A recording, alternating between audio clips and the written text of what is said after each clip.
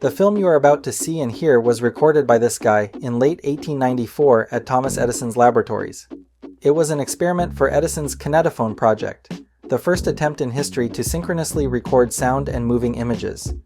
The recorded soundtrack was considered lost for many years, until one day, in 1964, a broken wax cylinder labeled W.K.L. Dickson Violin with Kineto was cataloged in the Edison National Historic Park inventory. But it would still take another 34 years until in 1998, after meticulous restoration work, the cylinder was finally synchronized with the film, resulting in the world's first sound film, a work you will see now, 130 years after it was recorded.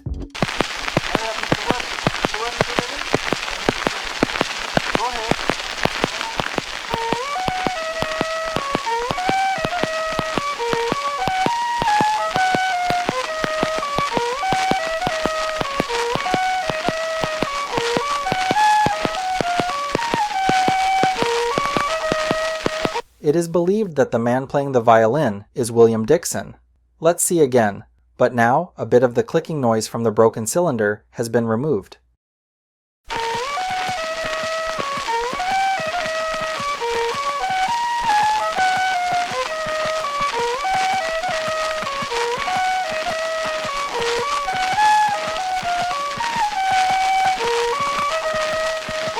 Now look how curious this is.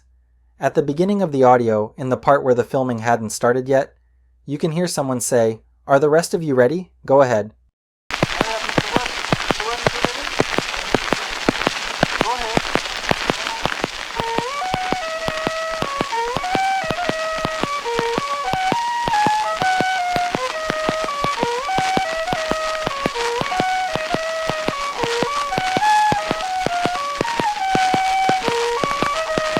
And you see this large cone here?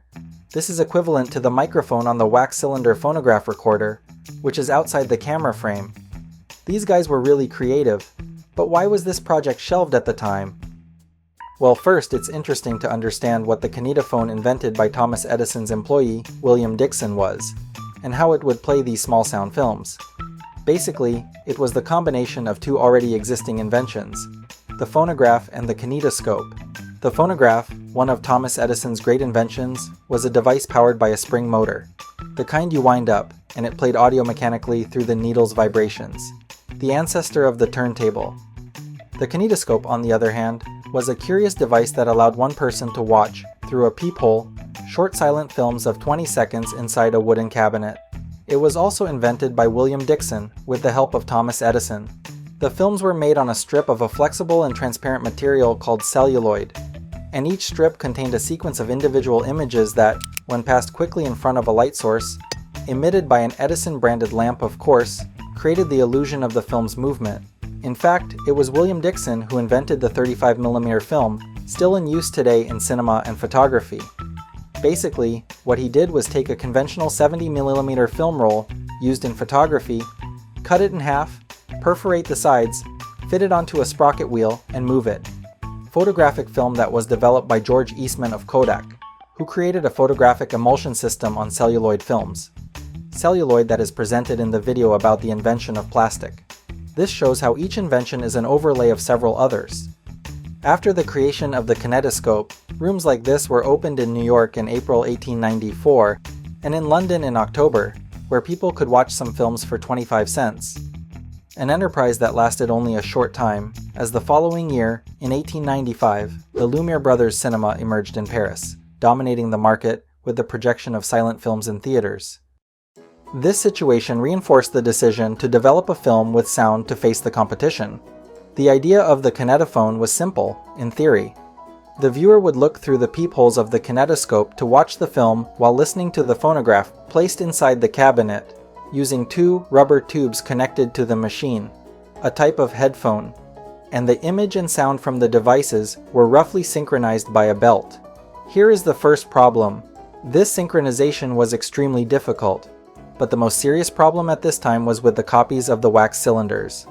Unlike film copies, which were already becoming easier to make at that time, copies of wax cylinders were still not possible. They had to be individually recorded for each new film and would wear out after about 12 reproductions. These problems stalled the Kinetophone project, which combined with William Dickson's departure from Edison's company in 1895, led to the project being shelved. The idea would only resurface decades later. In 1913, a new version of the Kinetophone was presented to the public, intended for showing sound films in theaters. Sound that was now recorded on a cylindrical celluloid disc, more resistant to wear. However, synchronization was still very difficult. The lack of training for operators often resulted in the film being out of sync with the sound, leaving the audience extremely dissatisfied. This and other issues led to sound films being abandoned by Edison's company once again in 1915. The sound cinema business would only really take off around 1925, with the introduction of the Vitaphone from Warner Bros., which used flat phonographic discs driven by the same electric motor as the film projector. A system with high-quality sound and image compared to other attempts, and which was used until 1931. Well, before finishing, I'll play that video again, which I dare say could be considered the first music video in the world, right?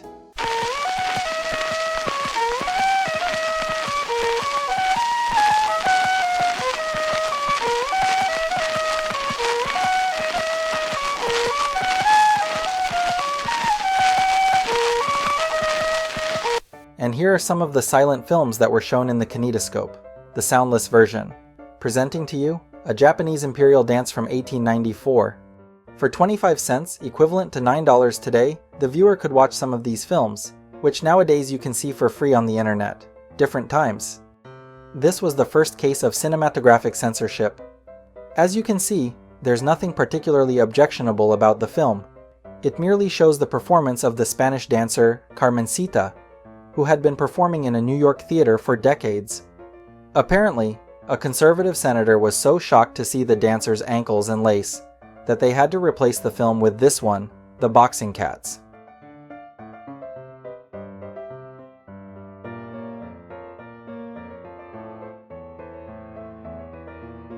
This one is a real boxing match with 6 rounds. Each round was a separate 1-minute video and cost 10 cents. To watch the entire fight, a person had to pay 60 cents, about $22 today. This is a part of one of the videos. Well, that's all for now. If you enjoyed the video, please give it a like, and see you next time.